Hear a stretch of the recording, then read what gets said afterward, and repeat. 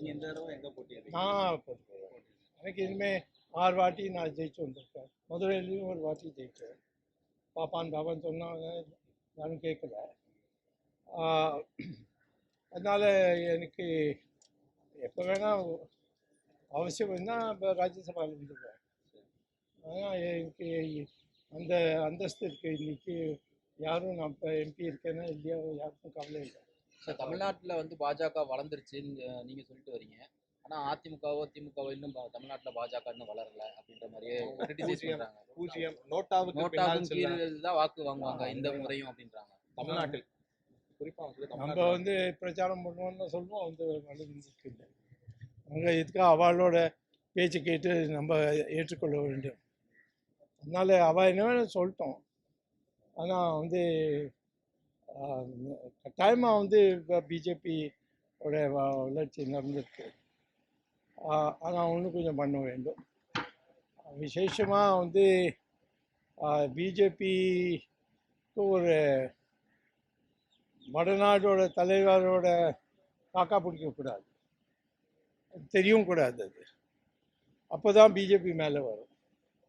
இல்லாட்டா வந்து டெல்லி என்ன சொல்கிறோம் தான் நடக்க போகிறது. நேற்று வரலையும் சொல்கிறேன், நாங்கள் தனியாக நிற்போம், அதுக்கப்புறம் போய் இவர்கிட்டையும் பேசுகிறேன் அவர்கிட்டையும் பேசுகிறேன், இது நடக்கக்கூடாது. அடுத்த கேபினெட்ல சாமி கண்டிப்பாக இடம் தருவாரா? மோடி இருந்தால் நான் போக மாட்டேன், அதையும் சொல்லியிருக்கேன். பிரதமர் மாற்றம் குறித்து அது தெரியாது சார், இப்போ எப்படி சொல்ல முடியும்? அவர் 2 வாட்டி பிரதமர் இருந்துட்டார், இப்போ வேற யாராவது வரணும் சார். அந்த அப்போ நிதியமைச்சர் இந்த மாதிரி ஏற்கனவே நிதியமைச்சர் எனக்கு தெரியும், கடவுளுக்கு தெரியும். இது என்னோட கடவுள் சொல்றது அதான் நடக்கும். சார், மோடியின் ஆணைக்கிணங்க கோயம்புத்தூர்ல வந்துட்டு பாஜக சார்பான போட்டியிடன்னு சொல்லி அண்ணாமலை தெரிவிச்சிருக்காரு. மோடியின் ஆணைக்கிணங்க அப்படிங்கிற மாதிரி பேசியிருக்காரு. இதை பத்தி உங்களோட கருத்து என்னது? இல்ல, மோடியோட ஆதரவோடு நான் நிக்கிறேன்ற மாதிரி. சரி, அவர் என்ன சொல்றது? ஞாயிற்றுக்காக சொல்லணும், ஞாயிற்றுக்காக சொல்லணும்.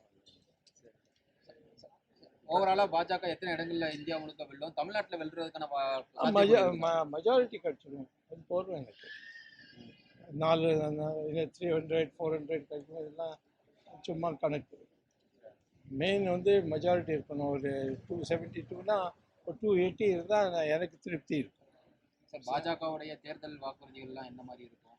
அது நம்மளோட தெளிவாக இருக்குது. நாட்டில் வந்து இந்துவில் இந்த பிரித்து வச்சிருக்காளே எல்லாரும், பிராமணன் சத்ரியா, இது எல்லாரும் ஹிந்து.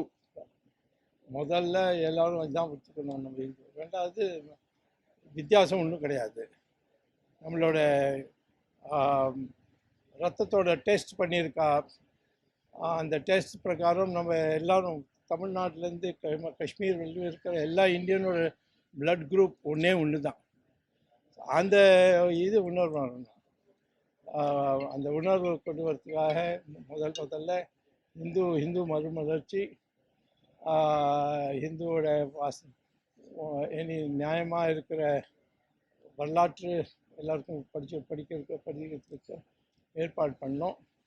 அது ஒன்று. ரெண்டாவது, நம்மளோட பொருளாதார அமைப்பு இருக்கு, அது சைனாவோட மீறி முன்னால் போகணும். இல்லை, ஜிடிபி வந்து கூடியிருக்குறாங்க, அந்த அளவுக்கு ஒன்றும் ரைஸான மாதிரியே தெரியல. அது நான் நிர்மலா சீதாராமன் சொன்னேன்.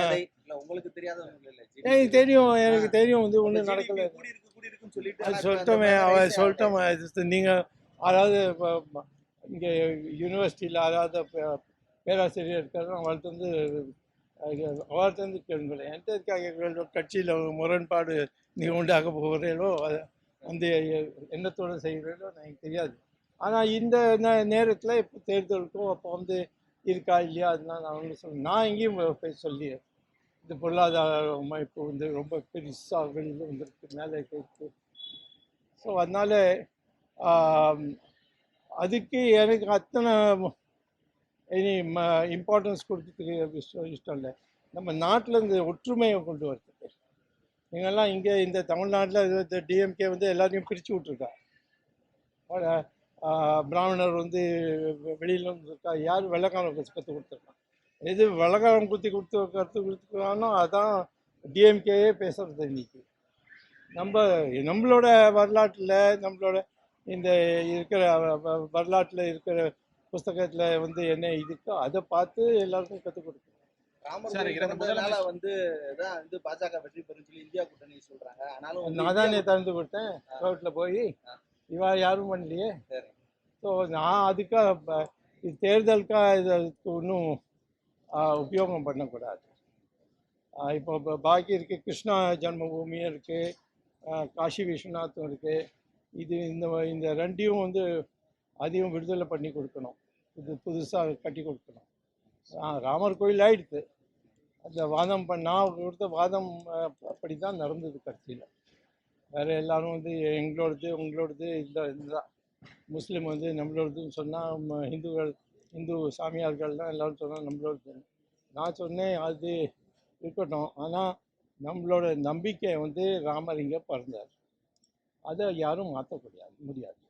அதை சொல்லி ஜெயிச்சார். சார், இரண்டு முதலமைச்சர்கள் எப்படி சார், இரண்டு முதலமைச்சர்கள் வந்து கைது செய்யப்பட்டது வந்து பாஜகவின் தேர்தல் பயத்தினால தான் வந்து அமலாக்கத்துறை ஏவி வந்து கைது செய்யப்பட்டதுன்னு சொல்லி எதிர்கட்சி தரப்பினர் சொல்லிக்கிட்டு இருக்காங்க. அவன் எதிர்கட்சி அப்படி தான் சொல்லுவா.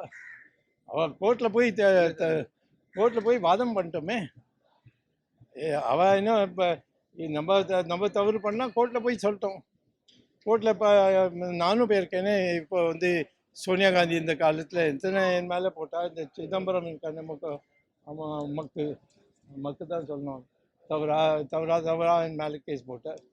அது என்னாச்சு, இன்னும் அதில் எல்லாத்தையும் ரத்து பண்ணி கொடுத்துட்டேன் கோர்ட்டில் போய். அது மாதிரி நம்ம என்ன தவறு பண்ணோன்னா அவள் கோர்ட்டில் போய் அதை நிரூபிக்க வேண்டுமே. இந்த தேர்தலில் பாஜகவுக்கு ஆதரவாக வாக்கு சேகரிக்க வருவீங்களா, கேம்பெயின் பண்ண வருவீங்களா? கூப்பிட்டா வரேன், கூப்பிடாட்டா நான் வரமாட்டேன். இந்தியா கூட்டணி ஆனால் தமிழ்நாட்டில் வர்றதுக்கு ஒன்றும் எது என்னோட சொந்த ஊர், ஆனால் இப்போ வேணால் வரலாம். ஆனால் தேர்தலில் வந்து இருக்க போகிறேன்னா இல்லையா அவள் தான் முடிவு பண்ணலாம். நான் வந்து பாட்டு கேட்க மாட்டேன். என்னையும் கூட்டின்னு வாங்குவோம், என்னையும் எனக்கும் ஒரு வாய்ப்பு கொடுப்பாங்க. பாதகம் செய்பவரை கண்டால் நாம் பயங்கொள்ளலாகாது பாப்பா, மோதி மிதித்து விடு பாப்பா, அவர் முகத்தில் உமிழ்ந்து விடு பாப்பா.